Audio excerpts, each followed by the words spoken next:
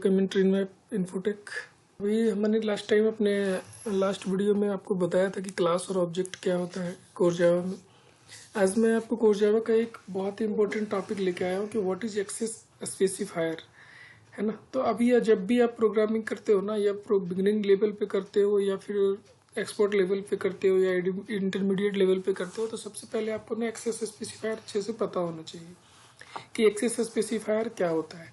Access specifier means आप इससे समझ सकते हो कि ये हमें क्या करता है कि जब हम मीन्स प्रोग्रामिंग करते हैं ना, प्रोग्रामिंग में आपको ना ये लिमिटेशन बताता है कि किसी भी चीज़ का कितना लिमिटेशन हो सकता है। ठीक है, तो सबसे पहले तो हम ये देख लेते हैं कि कौन कौन से एक्सेस स्पेसिफायर होता है जावा में। तो एक्सेस स्पेसिफायर है, प्राइवेट है, डिफॉल्ट है, एंड प्रोटेक्टेड है और पब्लिक है। ठीक है, तो जब भी आप क्लास बनाते हो, वेरिएबल बनाते हो, मेथड्स बनाते हो, है ना, तो उस केस में क्या होता है कि आपको कोई ना कोई स्पेसिफायर डिफाइन करना होता है।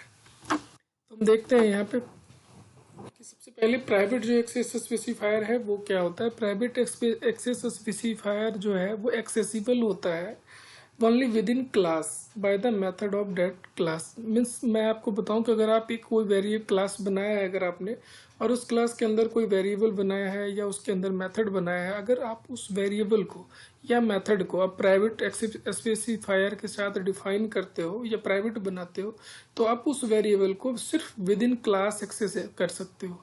उस क्लास से बाहर आप उसको एक्सेस नहीं कर सकते हो, क्योंकि वो आपका जो मेथड है वो क्या है, प्राइवेट है। ठीक है, तो प्राइवेट मेथड को विद इन क्लास एक्सेस कर सकते हो आप। उस क्लास से बाहर अगर आप चाहो तो दूसरे क्लास में अगर आप चाहते हो कि एक्सेस करें हम, तो ये पॉसिबल नहीं है, क्योंकि आपका जो मेथड है वो क्या है, प्राइवेट मेथड है। ये आपका वेरिएबल है तो वो क्या है, वो प्राइवेट वेरिएबल है। तो ये होता है लिमिटेशन प्राइवेट एक्सेस स्पेसिफायर का, कि private access specifier accessible only within the class by the method of that class. ठीक है, तो प्राइवेट क्या आपने समझ लिया कि प्राइवेट क्या होता है कि जब भी एक्सेस करोगे विद इन क्लास एक्सेस कर सकते हो आप। क्लास से आउटसाइड अगर आप एक्सेस करना चाह रहे हो प्राइवेट एक्सेस स्पेसिफायर को, तो वो आप नहीं कर सकते हो। नेक्स्ट है पब्लिक। तो यार ये सिंपल है, देखो पब्लिक है तो पब्लिक नाम से ही क्लियर हो रहा है कि ये पब्लिक है, तो मीन्स एक्सेसिबल है everywhere outside the class and other program can also read them from and use them.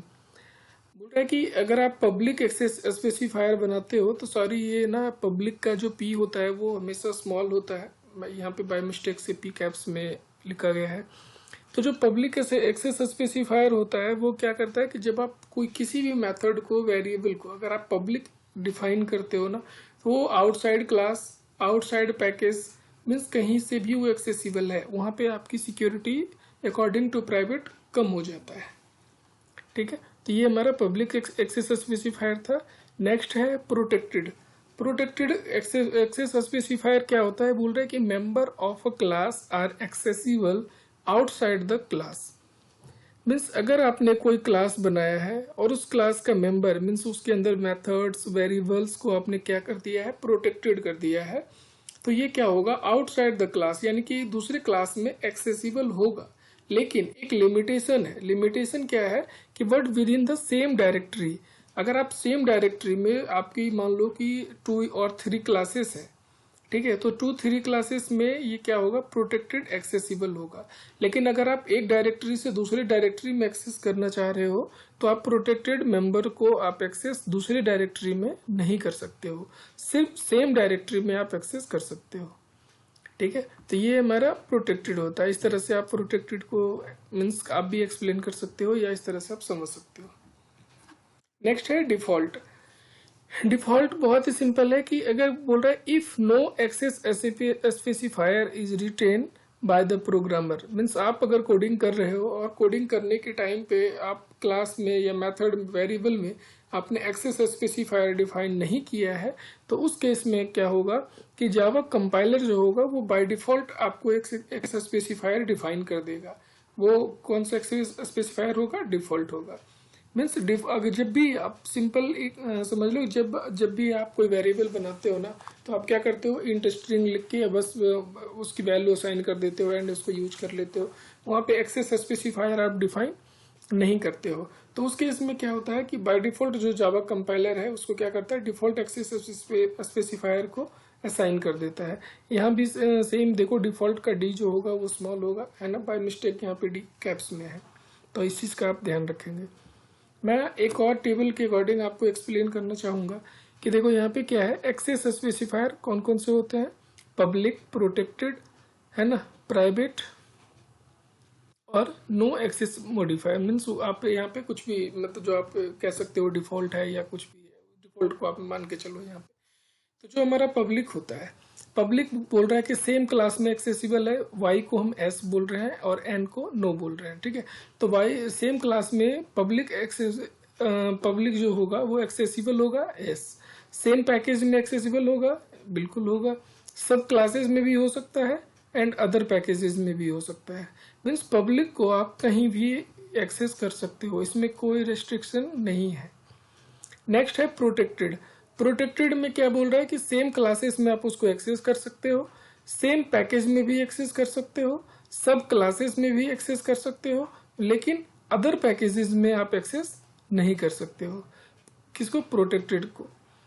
And सबसे पहले प्राइवेट देखते हैं। प्राइवेट में क्या है कि प्राइवेट को आप सेम क्लास में एक्सेस कर सकते हो, सेम पैकेज में भी सेम पैकेज में एक्सेस आप नहीं कर सकते हो। बिल्कुल प्राइवेट है तो वो तो ना तो सेम पैकेज में एक्सेस कर सकते हो, ना सब क्लासेस में कर सकते हो, और ना ही अदर में कर सकते हो। एंड केस ऑफ डिफॉल्ट, जब आप कुछ भी नहीं डिफाइन करते हो तो वो उस केस में आप सेम क्लासेस में आप अगर कोडिंग कर रहे होते हो और आप आपने कोई स्पेसिफायर डिफाइन नहीं किया है, तब कोई दिक्कत नहीं है, आप उसको इजीली यूज कर पाओगे।